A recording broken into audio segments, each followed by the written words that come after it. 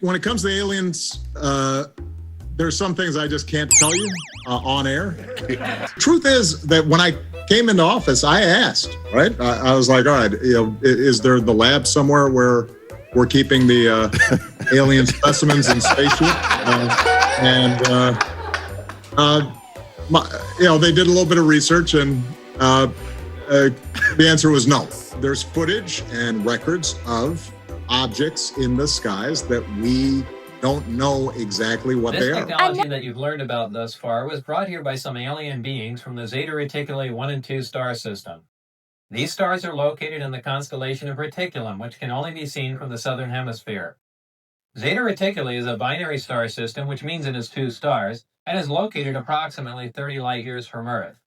These beings are from Reticulum 4, which is the 4th planet out from Zeta Reticuli 2.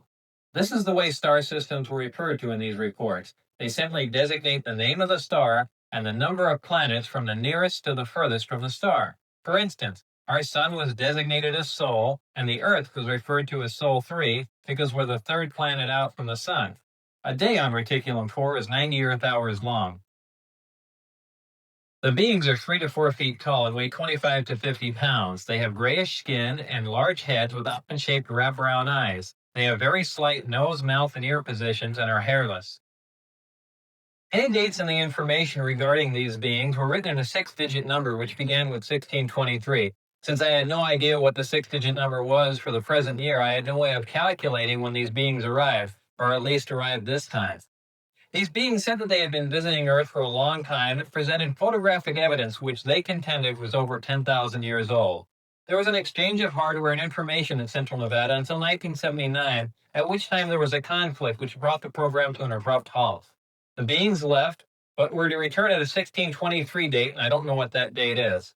With the remaining hardware and information, the U.S. government started the back engineering program.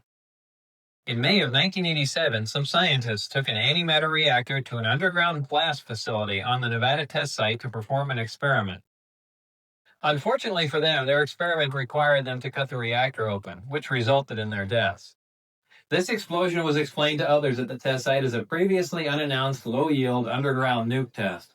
I was hired in December of 1988 to replace one of these men. These beings conveyed information about the capability of affecting the human brain to anesthetize the human body. This is done without any physical contact from a remote source. For this anesthesia to be accomplished, the brain has to be in a relaxed state similar to that required for hypnosis. If the brain is subject to any external stimulation like stimulant drugs or loud music, this manipulation of the nervous system is ineffective.